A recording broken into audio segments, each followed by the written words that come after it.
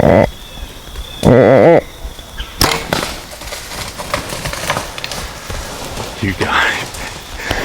got it here. Wouldn't it be nice if it was really that simple? Just show up and get a perfect 15-yard shot? But we all know that's not the case. So why don't I show you what got us here?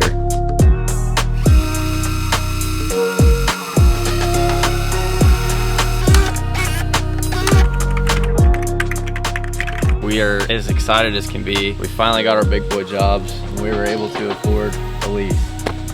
We've been waiting on this for a long time. We come out here today, got a few cameras hung up. We're gonna hang a few more and then get out of here, and hopefully we'll get some pictures of some deers that we can hang some stands on and get after them here in a few months. So it didn't take long, and we had a great big 10-pointer show up, and we knew from that moment on we were wanting to get after this deer and put him on the ground this year. We didn't know anything about the property. We were gonna have to go through some growing pains, but Jordan decided to move 1 week into the season to Colorado. So I had the whole lease to myself for the entire year. Sometimes bad luck likes to follow Jordan around, and we knew that he only had a couple hunts on the lease. So we set up together the last opportunity that he had to hunt. And what do you know? We were interrupted by trespassers. I get 3 days. 3 days. So just like that, his experience at the lease is over. Fortunately for Jordan, the 10-pointer was a ghost all season. It was slow, it was tough, and it wasn't until January 2nd that I had my first encounter with him. He gave me a perfect 35-yard shot, but I had noticed something funny whenever he was approaching. His back right tine had been broken off by one of the junk bucks running around on the property. So from there on out, it was an easy decision that he was going to be the main focus on year number 2 at the lease. So year number 2 rolls around. We've got some stands to shuffle around. We know where we're supposed to put our cameras at. Our main focus is on the 10. We get in there in July, start hanging some cameras, start dealing with some trespassers again. But it doesn't take too long, and we've already got the 10 on camera. And then another bonus buck shows up that we were not expecting. It's a great big 12-pointer, and we're automatically thinking, holy crap, this year could be insane. With Jordan not being in Illinois anymore, my dad and my uncle were able to take his spot on the lease, and we all kind of came to the decision to leave the heart of this thing alone whenever we got the pictures of this 12-pointer. We started out the season just trying to hunt the edges, and that's when we first came across a buck that we decided to nickname Thumbs because of his crazy brow tines. I had a couple encounters with Thumbs throughout the years, and he dominates the area. Every buck gets out of the field whenever he comes into it. They don't like being around him, and you can just tell by his stature that he's a mean deer. He means business. And whenever it rolls around to November and these deer start fighting, his rack stays intact, whereas everyone else's rack, it's beat into pieces. So this deer's putting a hurting on him. And looking back, I wish I would have taken the shot earlier in the year, because it kind of, I think it kind of bit us in the butt and made a lot of these younger deer with a lot of potential just leave the lease because they didn't want to deal with them. We made the decision pretty early on that we were going to try to stay out of this 12-pointer's bedding area, or at least where we thought his core area was at, and just give him time to breathe, let him get comfortable in there, and not get in there until he was ready to move in the daylight. And it wasn't until November 13th that I was able to get in there and get after my first hunt on him. It didn't take long into the morning on the first sit there in his core area for him to show up. I was pretty surprised actually that we had his spot nailed down, and whenever I first laid my eyes on him, I couldn't believe it, how close I was. He was only about 100 yards, working through the thick stuff. I never got to get good footage of him. I tried to grunt at him a few times, but he was a deer on a mission, and worked his way up the drain and just barely missed getting in between my dad and my uncle, who were surrounded him on the drain. So he made it through that morning, got real lucky. And I went ahead and decided to sit all day long because I thought that maybe he would have a chance to work his way back down the drain that night and give me a shot. And I had some more action actually happen around noon with another old dominant mature buck. Well, today he comes walking perfectly. Just, he walked by me at 10 yards, and the closer and closer he got, the more and more I wanted to shoot, but I was kind of just sitting there. So, you know, when I first saw him, I didn't want to, I knew it was him, and I was like, I'll probably hold off on him. And the closer he got, I regret it now like crazy. I should have shot him. He has no time length. He's just an older 8-pointer. He's got pretty long beams on him, but definitely should have shot him. He's a smart old buck. Yesterday was the first time that we spotted the 12-pointer. He was just right out here in front of me, about 70 yards.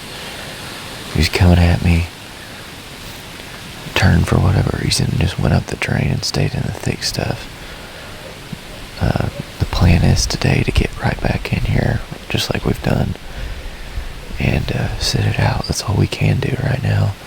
I don't have a lot of time to hunt, so I'm probably going to be in here again all day, and I'm just hoping for the best, really. I'd love to have him show right back up. I know it sounds like a dream, because to see a big buck like that twice, you know, consecutive days is just, it's hard to do. And the wind this morning is supposed to blow like 15 and possibly like even 20 tonight, so I wouldn't say that the wind is exactly in our favor. And just like that, this big 12-pointer pulled the same exact move on me 2 mornings in a row, and I was able to do nothing about it. I watched him work up the drain again, just like he did the morning before, and I couldn't believe it.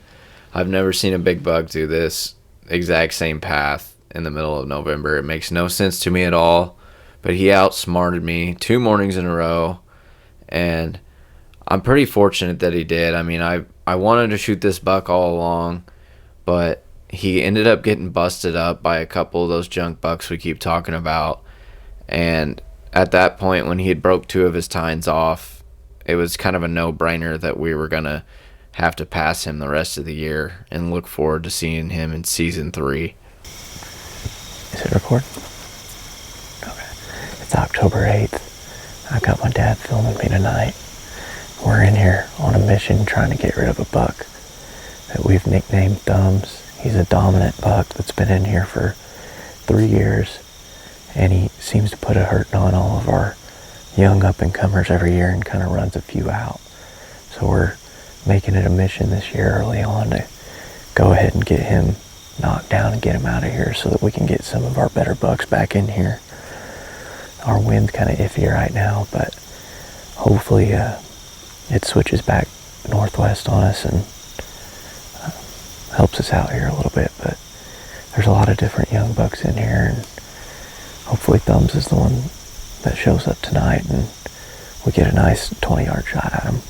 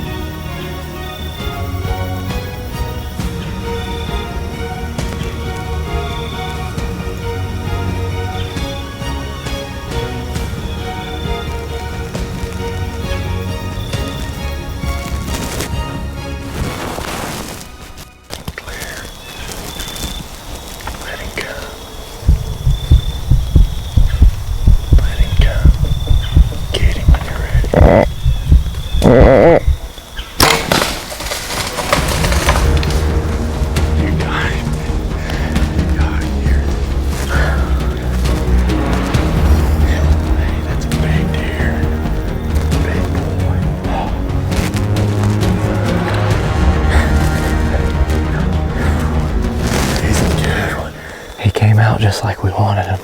Oh my God. Oh, that happened really fast. We had a small buck come out here just in front of us, and he kind of held up for a minute, and I kind of thought that Thumbs back there could see us. He kind of stopped in the background, and I really didn't pick him up for a minute.